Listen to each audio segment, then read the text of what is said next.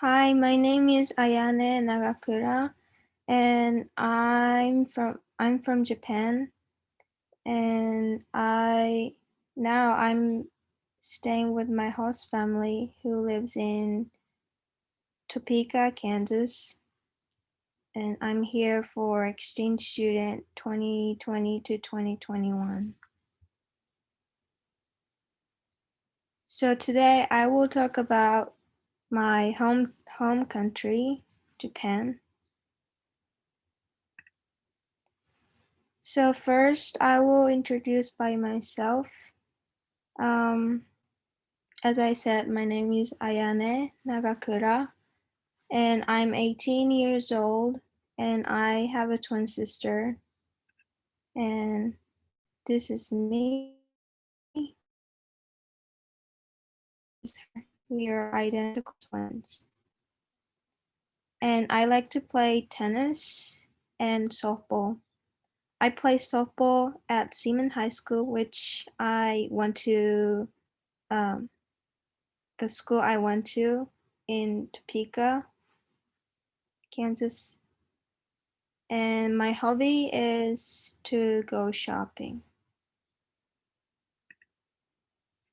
So my hometown is Yamanashi, which is next to Tokyo. There's Tokyo and there's Yamanashi. In Yamanashi, there's Mount Fuji, which is World Heritage. I think World Heritage. And Yamanashi is there's a lot of nature and clean water. It's not like it's not like Tokyo, but it's very clean and more nature. So its population is 801 817,192 people, I think. And if I come when I come to Kansas, I have to fly about 15 hours. I stop I stopped at Dallas Fort Worth and then come to the airport in Kansas. And there's a mile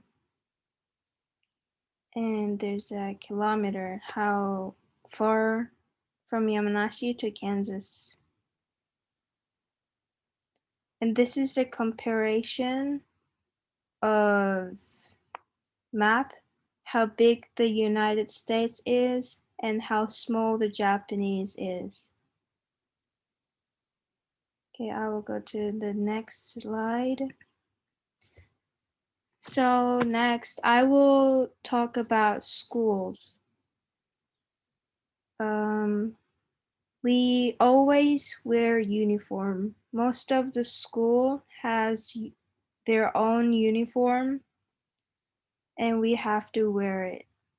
So we wear uniform every single day so that we can show our respect and um, and we feel like we have to be good. We have to show our school. We are the representative of the school, something like that. And we cannot wear makeup and we cannot eat food or drink during class and we cannot use phone during school. Sometimes teacher will keep our phone if they're doing text if they're texting or something. And boys cannot have long hair, which is very different from the United States. we have to cut their hair if boys have long hair, but girls can have long hair. And the biggest difference between Japan and America is that we cannot drive a car to school because we are expected to study more than go to drivers, learn how to drive. We have to spend more time to study more than trying to learn how to drive, I think. And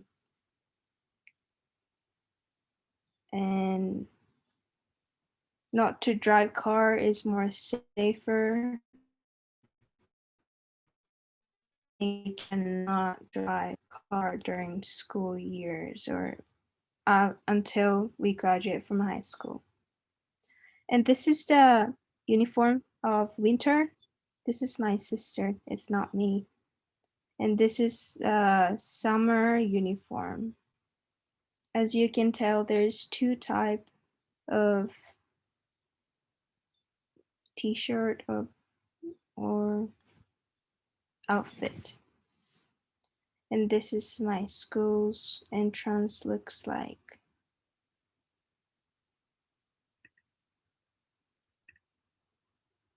So our school year is very different from the United States. In Japan, new school year will start on in April, and then the school will end in March. And so April to July, we have first semester, and then end of the July to beginning of September, we have summer vacation, and September to December, we have second semester. And during second semester, there's a winter break from on December 26 or 28 to January 8th, usually. And we have spring break from at the end of March to April, which is kind of like summer vacation in the United States. The change of the school grades, refreshing their grades. And the bad things, or it's very different that in Japan we have half school days during even in during summer vacation. So we only have 20 days of summer vacation. And on December, most of the time, we usually go to school even on Christmas Day. So we cannot celebrate Christmas like in the United States. So this is the typical day of my school year when I was in Japan. So the school will start at 8:30, which is a little bit later than American school, and it will end about 4, I think. And after school, I usually play tennis at school from 4:30 to 5:30, and then I go to another tennis club, which is not school club. So in Japan, we can do both school activity and club activity. And we have no physical before we try to play sports at school. So I think that's the difference between Japan and American school. And there's many classes, but we we usually have class that there's majority of class are core class, and there's few elective class, which is 3 subject: music, English, and art. But all of these classes, we have to take of these with one class. So almost every single day or every single year, we have these classes with same members every day. So my class was 35 people. So 35 people learn these subjects every day in one classroom. So we learn subject as a team, I think. We cannot move the class. We cannot select the subject that I want to take. So all students have same class schedules. And this is the classroom looks like. And this is the shoes locker room. So when I entered school, I have to take off my shoes and then change to inside shoes so that school floor won't be dirty or covered by dirt. So we want to keep the floor clean. And if we finish school, we have to change to normal shoes and then go back to home. And this is the locker. Looks like our locker is in the classroom, not in the hallway. So next I will talk about religion. So many Japanese people have no religion in the daily da- daily life. So we celebrate Christmas, which is Christian culture. And on New Year's Day, we will celebrate as like Buddhism. Buddhism. We go to shrine and make a wish that what we want to do or we want to be like on the next year. And on wedding day, we go to church and do wedding ceremony, which is Christian culture, I think. But the funeral is majority of Japanese do with the Buddhism style. Yes, so it's very mixed. Really, many religion is mixed in Japanese culture. So Japanese architecture is very original. So, more than 100 years ago, there's an emperor in each kind of like state. And each emperor has these type of castle. Oh, these type of castle. And this tall building was prevent the enter or enter of enemy.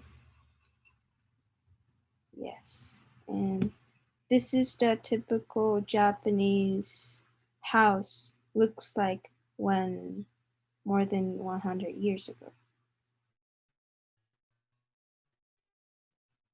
And this is more modern architecture like 15 years ago.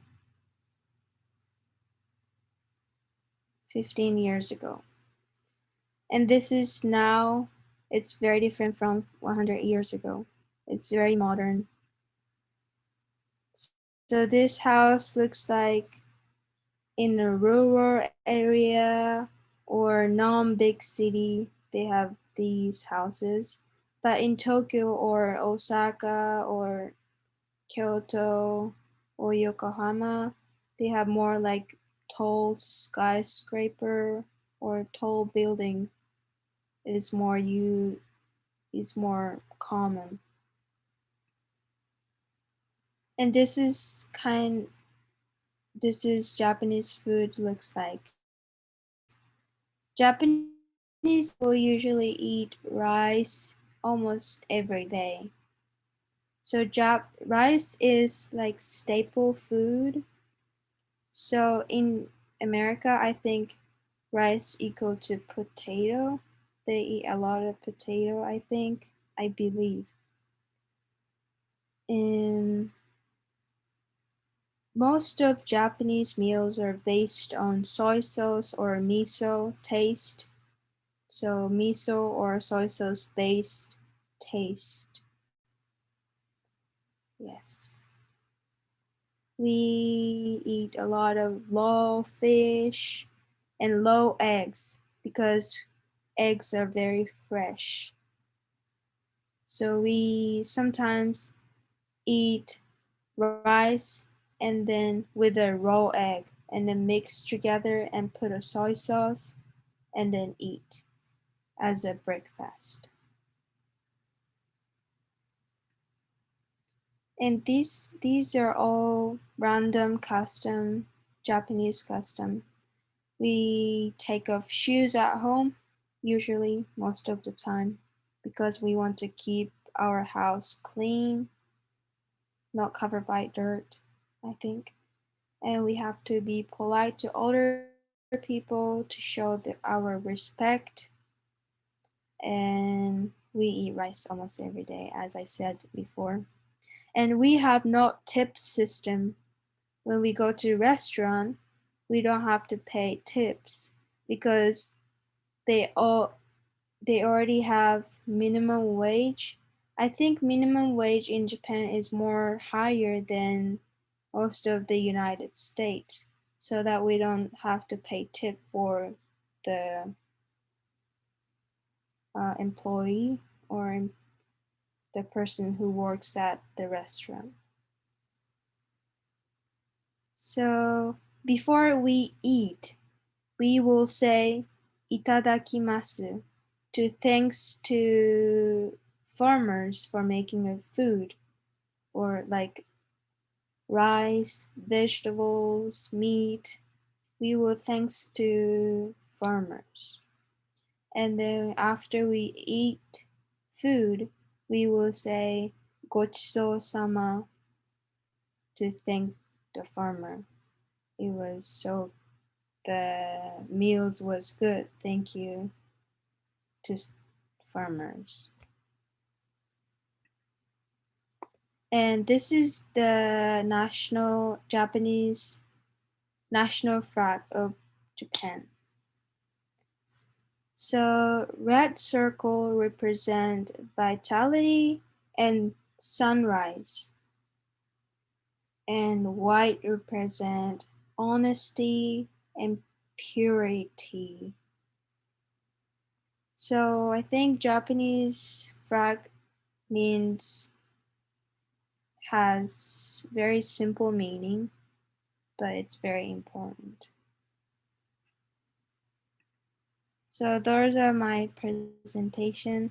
I hope you understand more about Japan, and I hope that you're interested in Japan, and someday I hope that you will come to Japan. Thank you for listening. Okay, I finished.